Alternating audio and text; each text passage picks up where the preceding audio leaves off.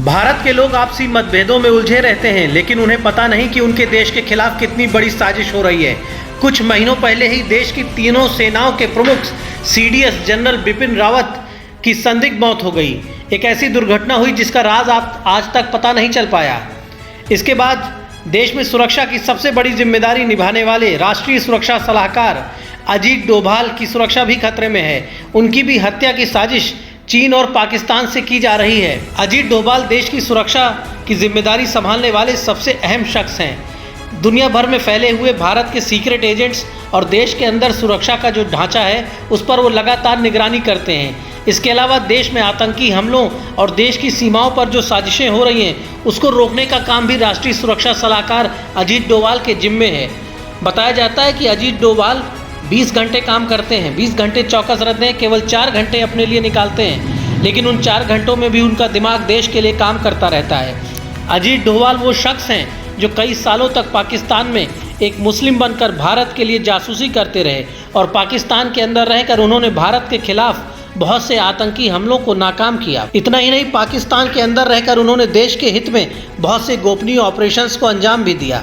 अजीत डोभाल को पाकिस्तान अपना दुश्मन नंबर 1 मानता है। वहीं दूसरी तरफ चीन भी अजीत डोभाल को लेकर बहुत परेशान है, क्योंकि अजीत डोभाल की अगुवाई में ही सेना लगातार चीन की सीमाओं पर अपनी स्थिति को मजबूत कर रही है। चीन के बॉर्डर्स पर सेना ने भारी हथियार तैयार किए हैं, सड़कों का इंफ्रास्ट्रक्चर डेवलप हो रहा है और अब भारत की सेना में वो हिम्मत है, वो ताकत है कि वो चीन की आंखों में आंख डालकर देख रही है।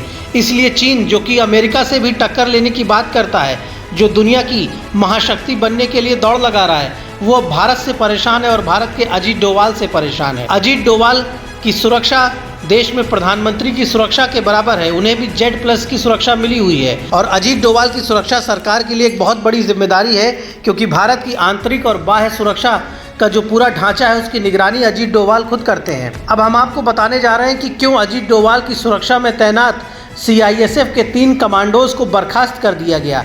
DIG रैंक के और कमांडेंट रैंक के अधिकारियों के खिलाफ कार्रवाई की गई। इसी साल फरवरी के महीने में राष्ट्रीय सुरक्षा सलाहकार अजीत डोभाल की सुरक्षा में चूक का मामला सामने आने के बाद हड़कंप मच गया। Z+ की सुरक्षा वाले NSA के जनपद स्थित आधिकारिक आवास में एक व्यक्ति ने जबरन घुसने की कोशिश की थी। उनका आवास दिल्ली के VVIP इलाके में है और वो जिस बंगले में रहते हैं उसमें पहले पूर्व प्रधानमंत्री इंद्र कुमार गुजराल रहा करते थे। उनके थोड़ी ही दूर पर कांग्रेस अध्यक्षा सोनिया गांधी का बंगला है।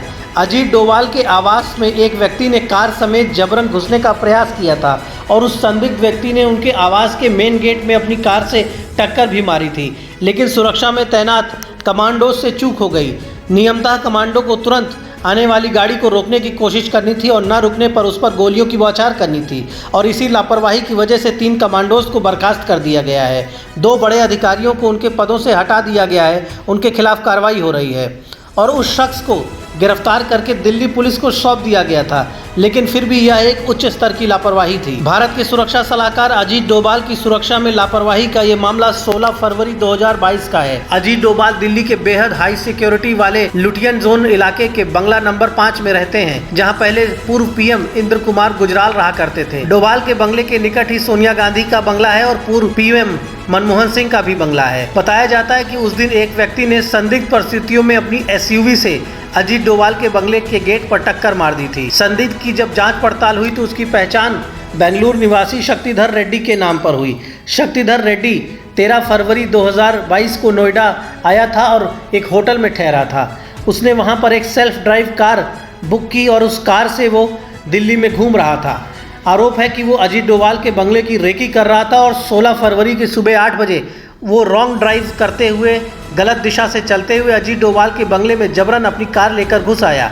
उसने गेट में टक्कर मार दी, लेकिन सुरक्षा कर्मी त्वरित कार्रवाई नहीं कर पाए। हालांकि बाद में सुरक्षा कर्मियों ने उसे नियंत्रित कर लिया। आरोपी को जब पकड़ा गया और दिल्ली पुलिस की स्पेशल सेल ने उससे पूछताछ शुरू की तो उसने बताया कि उसके शरीर में कोई गोपनीय सेल इम्प्लांट किया गया है, जिसकी वजह से वो दुश्मन देशों के इशारे पर काम करता है।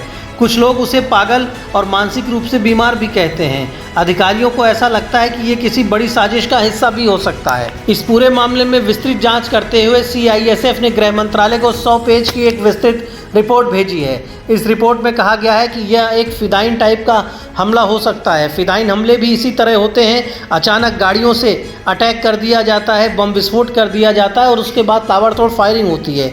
दुनिया में कई बड़े वीआईपीज़ और सुरक्षा विशेषज्ञों को मारने के लिए इस तरह के हमले पहले भी हो चुके हैं। जांच रिपोर्ट में ये कहा गया है कि अजीत डोभाल के बंगले में जबरन घुसने की कोशिश करने वाली कार पर सुरक्षा कर्मियों को तुरंत फायरिंग करनी थी। कमांडोज ने फैसला लेने में देर की, इसलिए वाहन एनएसए के बंगले के गेट तक पहुंच गया और एनएसए भी उस समय अपने बंगले के अंदर मौजूद थे, यानी उनकी सुरक्षा को बड़ा खतरा हुआ। लेकिन कमांडोज ने समय रहते फायरिंग नहीं की, इसलिए इसे एक बड़ी लापरवाही मानी गई और तीनों कमांडोज को सीआईएसएफ की नौकरी से बर्खास्त कर दिया गया। इतना ही नहीं, डीआईजी स्तर के अधिकारी और कमांडेंट स्तर के अधिकारी यानी 2 आईपीएस को भी ट्रांसफर कर दिया गया, उनके विरुद्ध भी जांच हो रही है। अजीत डोभाल की सुरक्षा में लगभग 50 कमांडो 24 घंटे तैनात रहते हैं। उन्हें हाईएस्ट कैटेगरी की सुरक्षा दी गई है क्योंकि ये माना जाता है कि वो देश की सुरक्षा के एक अहम किरदार हैं। न सिर्फ वो देश की आंतरिक सुरक्षा पर नज़र रखते हैं बल्कि दुश्मन देशों और मित्र देशों में भारत की गतिविधियों को भी मॉनिटर करते हैं। अजीत डोभाल कई वर्षों तक पाकिस्तान में अंडरकवर ऑफिसर के तौर पर भी काम कर चुके हैं। वह देश के सबसे टैलेंटेड सिक्योरिटी एजेंट भी हैं, इसलिए भारत की सुरक्षा के बहुत से राज उन्हें पता हैं। भारत के बहुत से प्लान उनकी जानकारी में हैं। बहुत से ऐसे एक्शन प्लान जो बॉर्डर्स पर चल रहे हैं, जो दुश्मन देशों में चल रहे हैं, उसकी जानकारी सिर्फ अजीत डोभाल को है। इसीलिए अजीत डोभाल भारत की सुरक्षा से जुड़े हुए बहुत अहम किरदार हैं। अजीत डोभाल की सुरक्षा से कोई भी लापरवाही भारत की सुरक्षा के साथ एक बहुत बड़ी लापरवाही साबित हो सकती है। कुछ महीनों पहले ही भारत ने अपने देश के chief of defence staff general Bipin Rawat और कई सेना के बड़े अधिकारियों को एक दुर्घटना में खो दिया था। उस दुर्घटना में भी साजिश की आशंका जताई जा रही है और अब अजीत डोभाल की सुरक्षा को लेकर जो खतरा पैदा हुआ है वो पूरे देश को चिंता में डालने वाली है। अजीत डोभाल का सुरक्षित रहना भारत की सुरक्षा के लिए बहुत ज़रूरी है। अजीत डोभाल भारत के लिए उतना ही महत्वपूर्ण है जितना देश के प्रधानमंत्री नरेंद्र मोदी, रक्षा मंत्री राजनाथ सिंह, गृह मंत्री अमित शाह और उत्तर प्रदेश के मुख्यमंत्री योगी आदित्यनाथ महत्वपूर्ण हैं। इसीलिए अजीत डोभाल की सुरक्षा भारत की सुरक्षा की एक अहम कड़ी है और इस बात को एजेंसीज भी समझती हैं। इसीलिए 3 कमांडोज को बर्खास्त कर दिया गया है। Bureau report, the Indian opinion.